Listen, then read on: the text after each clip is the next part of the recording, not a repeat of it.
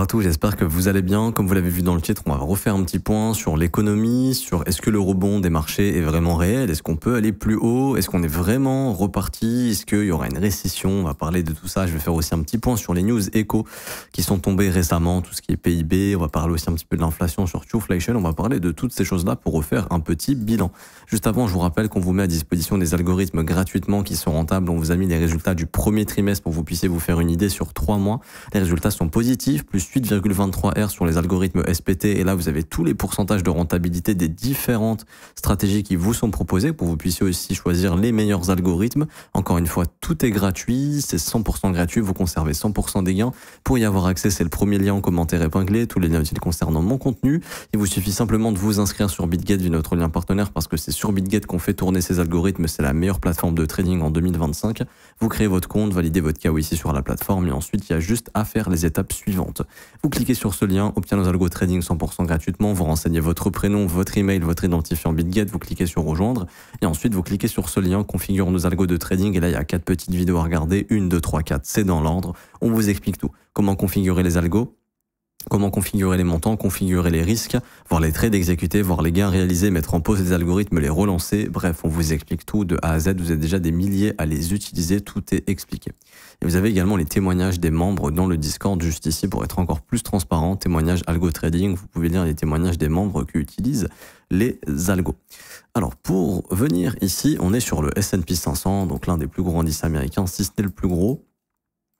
Et du coup, on est clairement dans un rebond qui se déclenche, ou voire une reprise haussière, ça on verra par la suite. Ici, avec... on peut dire que c'est une forme de V-bottom si on regarde en weekly. C'est souvent ce que fait d'ailleurs le marché américain quand il dip. Il y a très souvent cette forme de V. Bon, là, c'était plutôt en W. Mais voilà, ici, par exemple, le V-bottom, la reprise, V-bottom, reprise, V-bottom, reprise, etc., etc. Et on peut voir qu'on est revenu également sur la VWAP du plus bas, donc du dernier bottom de 2022. Donc c'est un petit retour à la moyenne, tout simplement, qui a offert le bottom actuellement. Alors, pour venir ici en daily, ce qu'on observe, nous, avant de parler d'analyse technique, c'est justement d'une data que j'ai expliqué pas mal de fois, qui est un petit indice qu'on a fait ici, qui va représenter des actions de construction immobilière. En fait, on estime que quand la construction immobilière se comporte bien, quand le marché de l'immobilier se comporte bien, l'économie est saine. Comme on dit, quand l'immobilier va bien, tout va bien.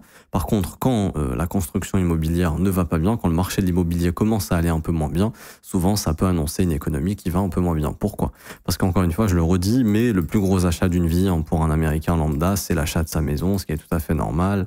Les gens trouvent un travail, donc participent à la croissance de l'économie, font croître les chiffres d'affaires, les bénéfices des différentes entreprises américaines et internationales, et on se retrouve avec des gens justement qui ont la capacité de s'endetter pour acheter une maison. Ça veut dire c'est le cadre basique de 95% des Américains.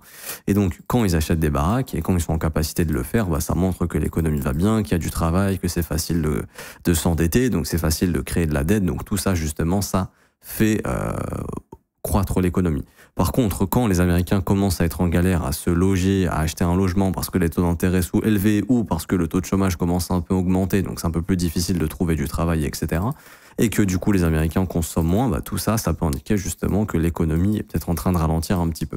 Et donc, est-ce que l'économie est en train de ralentir? Oui, on a eu les derniers chiffres ici du PIB américain qui sont tombés cette semaine, alors c'est la semaine du 28 au 2 mai, comme ceci, on a un PIB à 0,3%, ça fait très longtemps qu'on n'a pas vu ça, c'est rare même, c'était en 2022 la dernière fois et en 2020, et ici en 2009 à peu près, ici 2022 on a eu 2 trimestres négatifs, donc techniquement c'était une récession ça, mais ouais, et du coup oui, l'économie est en train de ralentir. Maintenant, ce qui va vraiment confirmer une économie qui ralentit, c'est aussi une hausse du chômage, etc. Et donc aujourd'hui, on a des chiffres importants, on a le NFP. Alors malheureusement, à l'heure où tournera cette vidéo, les chiffres seront déjà sortis, donc ça sera à vous de regarder. Mais grosso modo, si le taux de chômage il est à 4,2, on s'en fout, c'est pas énorme. Même s'il est à 4,3, 4,3, 4,4, c'est pas énorme, mais le marché pourrait se dire, ok, attention, on a vraiment un chômage qui augmente. Par exemple, dépasser les 4,3 ici, ce serait pas bon. Pourquoi? Parce qu'imaginons si aujourd'hui 4.4 sort, bon déjà c'est au-dessus des attentes, donc le marché a pricé 4.2, il n'a pas pricé plus, mais surtout ça indiquerait que on revisite des niveaux qu'on n'a pas vus depuis août 2024. Et donc ça confirmerait bien que oui, le chômage commence à augmenter. Après, vous voyez, c'est pas dramatique, on est à peu près dans les mêmes valeurs depuis plusieurs mois, mais d'un point de vue technique, ça indiquerait quand même que, vous voyez, le chômage augmente vraiment. Et ça, c'est des datas à prendre en compte. Et donc nous, notre indicateur ici, au niveau de la construction immobilière, est en train d'indiquer que, en effet, on a un ralentissement à ce niveau-là et que du coup, ça commence à traduire en effet une économie qui commence à ralentir. Et donc là, on a une divergence qui se forme. Alors, il y avait déjà une divergence qui se formait ici. Encore une fois, ça ne veut pas dire que c'est le top, machin, hein, parce que là, vous regardez les chiffres des entreprises américaines, ça continue de tout cartonner. Il y a Microsoft qui a cartonné encore. Donc, pour moi, à ce niveau-là, il n'y a pas de souci. Par contre, pareil, si les entreprises américaines commencent à plafonner en termes de profitabilité, mais là, ça fera un signal supplémentaire. Mais en tout cas, ici, on voit, parce qu'en fait, ce qui porte les marchés, c'est vraiment quelques grosses actions américaines. Mais ici, on voit que, par exemple, ils ont commencé à diverger, hein, juste ici. Et donc là, si on continue, imaginons le marché reparte à la hausse, etc., et que là, vraiment, cet indice ne confirme pas cette hausse, ça confirmera qu'on pousse encore à la divergence. Et donc là, encore une fois, ça sera quelque chose d'un peu plus risqué. Il faudra probablement s'attendre peut-être à des retracements, surtout si une récession pointe le bout de son nez à un moment donné. Maintenant, en tout cas, pour l'instant, cet indicateur ne confirme pas, lui, une reprise saine des marchés. Ce qu'il confirmerait plus, c'est par exemple de la consolidation, une sorte de contraction qui va réduire la volatilité. En fait, on pourrait voir au cours des prochains mois, sachant que ça va être l'été éventuellement, on pourrait voir une contraction au niveau du prix se former. Voilà, c'est ça le truc. C'est-à-dire, en gros, atteindre un pic sur ce retracement et commencer à rentrer dans une contraction au cours des prochains mois en attendant de voir comment va se comporter l'économie. Est-ce que la Fed va pouvoir baisser les taux? La Fed va baisser les taux au mois de juin, voire peut-être déjà au mois de mai, mais je pense que ce sera au mois de juin. Et ensuite, voir un petit peu, est-ce que justement, si on baisse les taux, l'économie va mieux?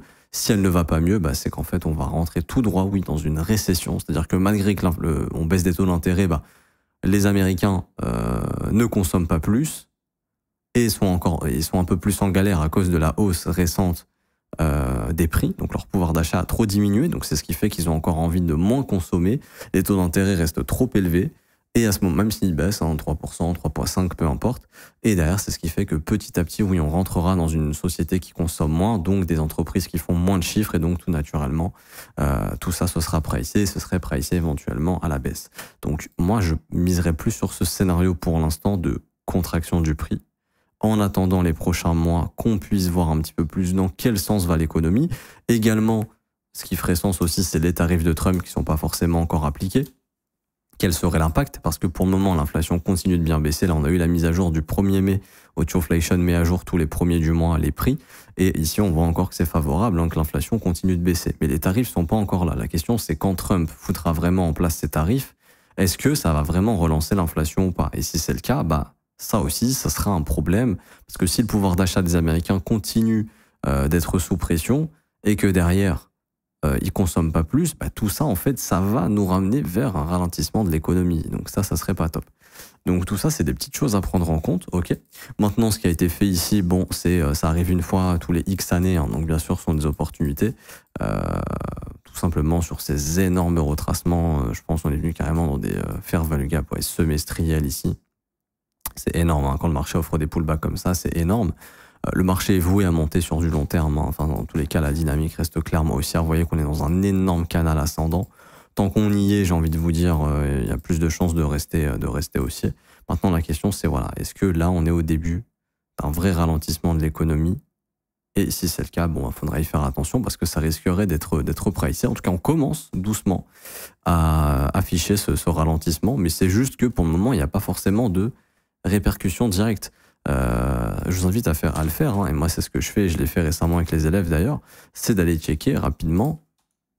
Vous allez dans les indicateurs, dans Finance, et vous mettez Total Revenu et vous regardez les sociétés américaines.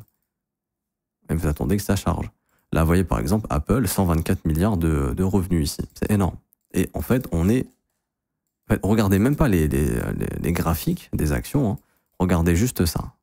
Tant que ça, c'est haussier, il y a aucune raison de se dire que les Apple, les machins vont s'effondrer. Par contre, le jour où on estime avoir atteint un seuil de profitabilité maximale, et pour moi ça commence à être le cas sur Apple, parce qu'ils sortent de plus en plus de produits, ils sortent de plus en plus de services, mais en termes de profitabilité, ça commence à faire du surplace. Donc je comprends pourquoi Buffett justement cash out ici sur Apple, parce que lui il a acheté beaucoup plus bas, hein, et donc là on est clairement dans des zones où oui, le gars qui a investi depuis des années et des années sur toute cette montée, pour moi ça commence à faire sens de cash out ici, quand je vois ici que ça commence à plafonner et que malgré les efforts de sortir plus de produits, ça commence à plafonner, oui, les gens peuvent de moins en moins consommer. S'ils commencent à plus changer leur iPhone tous les ans, mais tous les 2 ans ou tous les 3 ans, à ce moment-là, oui, ça a des répercussions sur les chiffres d'Apple. Mais par exemple, si vous prenez un Amazon, le e-commerce depuis le Covid, ça a complètement explosé. Là, c'est record sur record. Donc, est-ce qu'il y a des raisons de se dire qu'Amazon va s'effondrer? Non. Et c'est eux qui font les indices. Microsoft, résultat exceptionnel encore. Et là, voilà, on est sur des chiffres de dingue. 69 milliards, regardez, boum, ça repart direct. Donc clairement Microsoft qui est en train de littéralement exploser. Et là on voit la différence avec Apple d'ailleurs. Vous avez aussi Microsoft et Google pardon. Et en fait c'est toutes ces datas que vous devez regarder. Et en fait la récession, oui c'est réel, ça peut arriver. Mais ce que je veux dire c'est que ça se voit pas sur les chiffres des grosses boîtes. Et c'est ce qu'ils font les indices américains en fait. Ces indices font clairement les indices américains, et c'est pour ça que les indices américains arrivent à péter. Alors là, il y a un léger dip, mais encore une fois, il y a des trimestres qui sont meilleurs d'autres, hein. Ça c'est normal, chaque boîte a son meilleur trimestre. On va dire, voilà, quand on est aux périodes de Noël, autour des nouvelles sorties, par exemple Apple, son meilleur trimestre, c'est quand ils sortent leurs iPhones en fin d'année. Chaque société, elle sait qu'elle a sa meilleure période. Si vous prenez la meilleure période à chaque fois, c'était ici, là c'est là, là c'est là, on voit clairement que c'est toujours haussier. Et que les périodes creuses sont également haussières. Donc en fait, j'ai envie de vous dire, tant que ça ressemble pas à ça, il n'y a aucune raison de penser rationnellement que les actions vont s'effondrer ou que les actions vont rentrer dans un marché baissier à long terme. Ce qui pourrait justifier un marché baissier à long terme, peut-être l'année prochaine ou dans 2 ans, c'est si par exemple, oui, évidemment, l'économie ralentit aux États-Unis, et donc ça, on commence à avoir les premiers signaux. Mais là, tout le monde a parlé de récession, machin. Si vous allez sur Google Trends, je suis sûr, on écrit récession. Ça a dû popper énormément. On va écrire récession dans tous les pays du monde. On va sur les 5 dernières années. Hop, voilà, on a eu des pics récents en mi-avril. Donc là, on a vraiment eu une peur énorme sur les marchés juste ici, mars-avril. Mais je dis pas que la récession n'arrive pas quand tout le monde s'y attend. Au bout d'un moment, ça arrive. C'est juste que les marchés, eux, vraiment peuvent se retourner à long terme quand les chiffres commencent à pas être bons ou quand on a vraiment des signaux clairs de, comment dirais-je, d'un ralentissement de la consommation, mais vraiment massive. Ce qui n'est pas vraiment encore le cas. Ça commence, mais c'est pas encore extraordinaire. C'est pour ça que, pour moi, alors quand je vois les actions américaines, ça fait encore du chiffre. Alors la question c'est, est-ce que ça c'était le top par exemple de Google et qu'on va commencer à rentrer dans un truc comme ça? C'est pas impossible, hein. Si c'est le cas, oui, il faudra s'attendre en fait la réciproque. La réciproque c'est quoi? C'est ici c'est très haussier, donc l'action elle explose. Par contre, si ça commence à baisser comme ça petit à petit, faudra s'attendre à un marché américain, enfin à un Google par exemple qui commence à faire ça jusqu'à ce qu'il bottom, jusqu'à ce que ses chiffres aillent mieux et que ça reparte et que les gens puissent reconsommer, donc des taux bas, etc., etc. Mais oui, pour dire qu'au niveau des actions, pour l'instant, tout va pour le mieux. Donc c'est eux qui tiennent un petit peu les indices américains, etc. On va dire que du côté de la classe moyenne, ça devient de plus en plus invivable parce que le chômage commence un petit peu à augmenter et les indices de consommation sont de plus en plus baissiers. Ça, vous les avez ici. Alors, je sais pas si je peux chercher des datas, mais...